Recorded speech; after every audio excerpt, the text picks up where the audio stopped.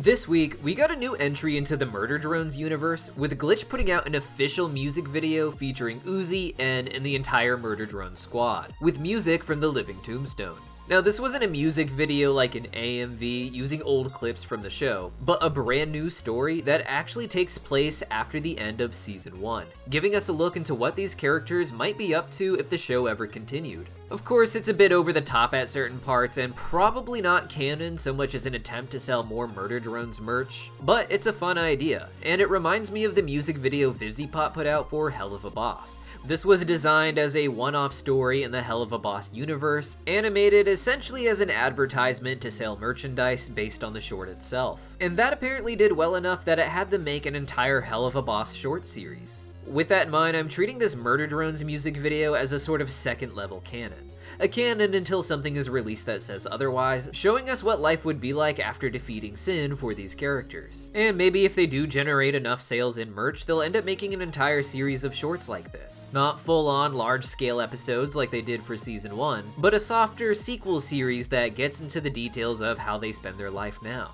We already got a lot of details of what these characters would be doing next in the credits for the Murder Drones finale. In this montage, we got a look at what our characters would be up to with a happily ever after feel. But this new music video sets up what the series would look like if there was more conflict like you'd expect in a second season. Now, for those who don't remember, the original series ended with Uzi and N having their little romance work out, and the two now being able to live in the bunker in peace with all of their robot friends, like their classmate Lizzie and the Murder Drone V, who at the end of the series were starting to get close to each other. In this montage, we got cute shots like Uzi and N watching anime together, and other big highlights for their relationship. But in the music video, we get to see what a day in their lives is like with some added conflict. To start, Uzi wakes up each morning and does the robot equivalent of brushing her teeth, which is, you know, cleaning your face with crazy hot flame sparks. When Uzi wakes up in the morning, however, it's not from a real alarm clock or even internal programming like a robot should probably have, but it's actually her tail that blares like an alarm that Uzi shuts off with a fist. This seems to really set up how Uzi tries to treat her life after everything that happened, which is like she's just living her normal life.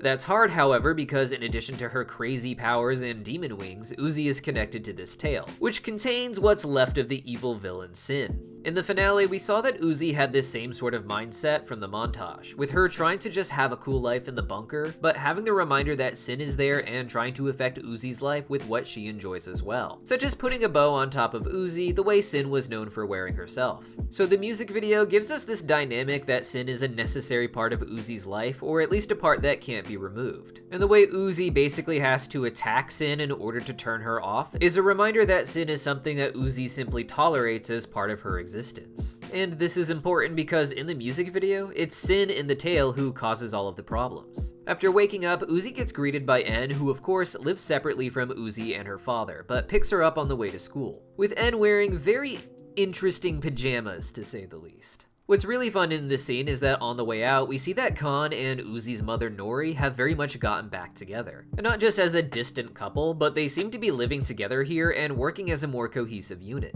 Uzi's mother Nori isn't a full drone, but just a core of a drone with a few claws. But she of course has the ability to use the absolute solver to make life more convenient, such as we see with her delivering lunches through the air to Uzi and N. Keeping with the jokes of the original series, N gets a hilariously casual threatening message on the lunch that Uzi's parents packed for him, reminding him that they are trying to welcome him into their life, but that they still kind of don't trust him with Uzi, all things considered. This is an important part of the actual song as well, which is called Good Enough. Thus, the music video isn't just about Sin causing trouble or even a day in the life of Uzi, but the story of how N tries to prove that he is good enough to be in Uzi's life. At school, the conflict begins when Uzi's tail, which is Sin, gets the idea to do a zombie prank, as we see. This means biting Lizzie, turning her into a zombie, and then having the plague spread to the rest of the bunker. While this is going on, Uzi and N get the idea to do their own prank, using a remote to get their teacher smashed by the door, and then trying to do the same thing to Lizzie. It's because of this that they realize she's actually a zombie now, and that a lot of the students have been taken over by this digital plague as well.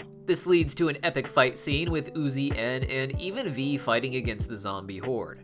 During this battle, we see Khan and Nori again, as well as Thad trying to come to Uzi's rescue only to be turned into a zombie. And all the while, we have N feeling like he isn't good enough to protect Uzi, once again feeling like he doesn't deserve to be in a relationship with her. At this time, Sin herself begins to sing, with the lyrics reflecting the idea of what her story would be in some sort of sequel. With that being that as much as Uzi wants to ignore Sin, she is always going to be there and will always be causing trouble. And it seems to be really because of the ignoring that this seems to happen. A big thing that the music video conveyed, to me at least, is that if Uzi treated Sin better in this new form, they would find balance and live more happily. But it's beating Sin over the head like she's an alarm clock and relegating her to just being part of Uzi instead of them both being part of each other that makes Sin act out. The music video reached its climax when Sin gets the crazy idea to infect the Robo-Dino with the zombie virus, and this is where the idea that this story is canon gets a little stretched thin for me. For whatever reason, getting the zombie plague allows the raptor to turn into a giant somehow, but I'm not complaining. It certainly led to a fun fight scene, and they had to do something fast and quirky to get this kind of scale into the music video.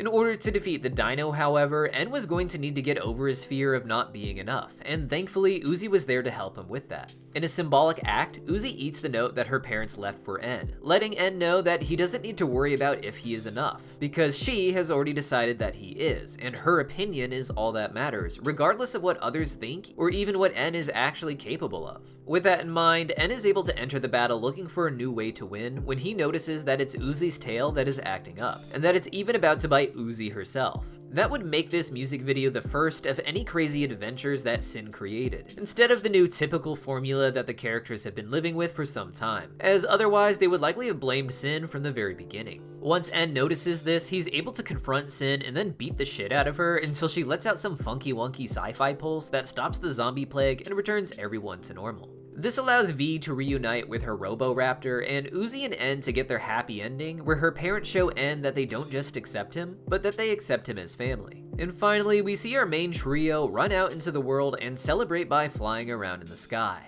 Now, this is a great sequel, and if they ever intended to continue the story, it's a great formula. You'd have the new show focusing more so on En than Uzi now, with En being the fish out of water trying to figure out what it means to be in a relationship, but also in a community. Each episode would have Uzi mistreating Sin, Sin doing something mischievous in retaliation, and Uzi learning that maybe she should have approached Sin differently to prevent this sort of acting out. The only thing in the music video that really threw me for a loop was the fact that Lizzie and V seem to be so distant. Lizzie is kind of a mean girl in the original story, but the journey across season 1 had her being surprisingly close with V at the end. And the final credits painted them as a tiny bit distant, but looking like they're going to be a romantic pairing, similar to Uzi and En.